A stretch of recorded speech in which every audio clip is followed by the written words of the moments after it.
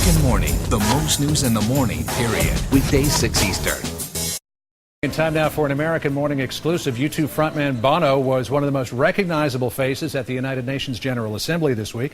As leaders from countries around the world attended the General Assembly, Bono and his One Foundation were lobbying for aid to fight disease, hunger, and poverty in developing nations, and quite successfully as well. He joins us now for an exclusive interview. It's great to see you this morning. Good to be here. So, all this talk has been about the economy collapsing, $700 billion bailout. Congress had absolutely absorbed with that. Did that in any way affect what you were trying to do this week? Are people more focused on this economy than in helping out developing nations? Well, we got good news this week. I know normally I'm on your program with bad news, the whinging rock star, but it's great.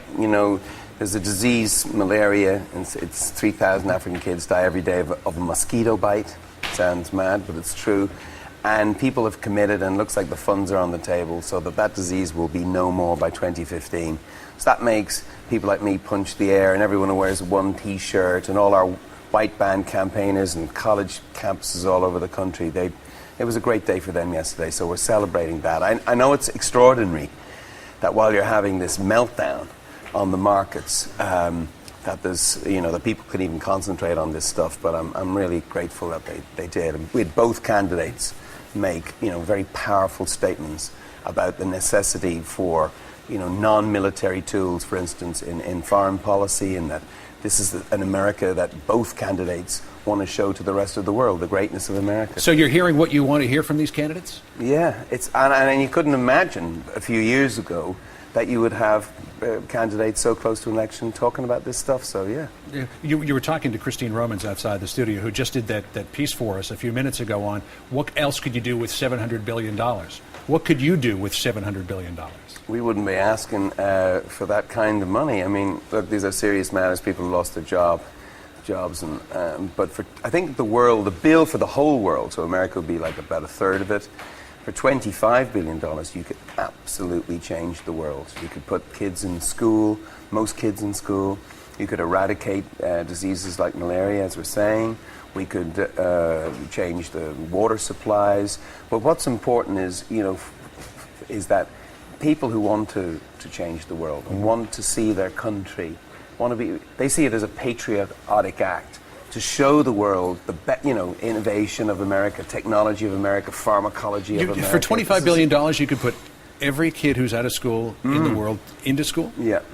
That seems like a lot of people for $25 billion. Well, I mean, it's a pretty good return on your investment. It's a great return on investment. You've heard me on your program before talking about debt cancellation. Strangely, Americans don't know that because of debt cancellation, there are already an extra 29 million African children into school.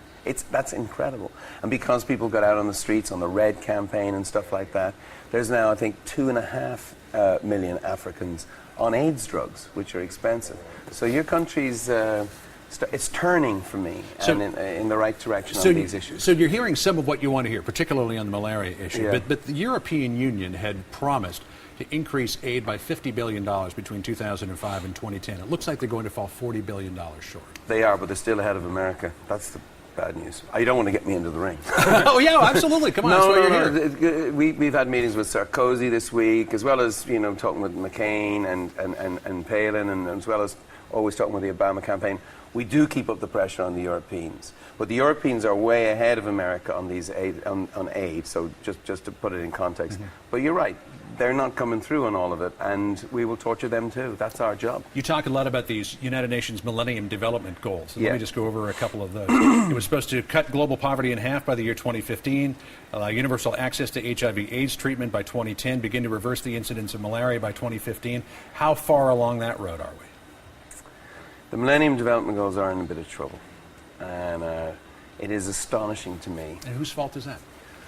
Well, politicians, they love signing checks, but they don't like cashing them, and they love the photograph. And these G8 meetings, you'll see myself, my partner Bob Geldof, arm wrestling, and politicians up against the wall. And you're very effective at doing that. You get access to a lot of places. Yeah, it's true. And I remember I was on a trip with President Bush once, and you walked onto Air Force One, and the pool's all sitting around watching you do it. Well, it's the absurdity of celebrity. I don't consider myself a celebrity in this sense. I think I'm an activist who knows what he's talking about. But yeah, we get access and we use it. And And it's true that there was a very ambitious plan signed up in 2005 that further committed what was decided in the year 2000, that we could actually, across 8 goals, completely change the face of poverty and hunger in the world. And there was a $25 billion bill by 2010 that would enable them to do that. They haven't come through on that.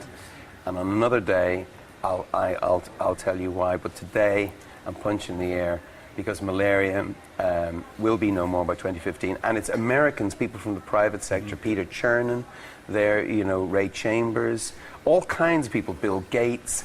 You're mayor of this city, you know. Yeah. Bloomberg is an amazing guy. He's working on this stuff.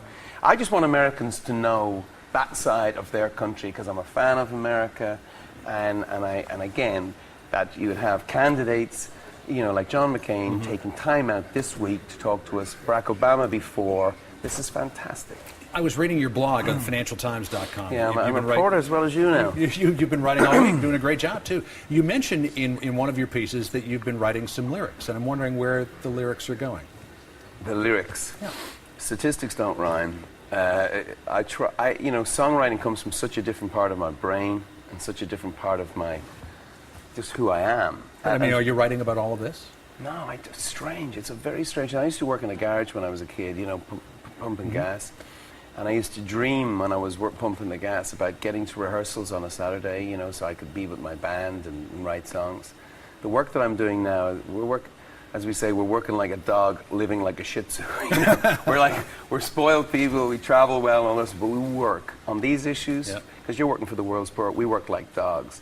But I find myself at times, sometimes, I just wake up in the morning and I just want to be back with my band in a rehearsal room. And you will be soon. New CD I'm coming not out next complaining year? about the work. This is the most inspiring thing I've ever been involved in my life, and it's working. It really is working, and that's why I'm on your show this morning. I just want to thank Americans, really. And we want to thank you for coming in this morning. It's really great to see you. Good luck on the new CD coming out next year, right? Thanks. Looking forward to it. So Bono, much. good to see you. Thanks for coming in. Thank you.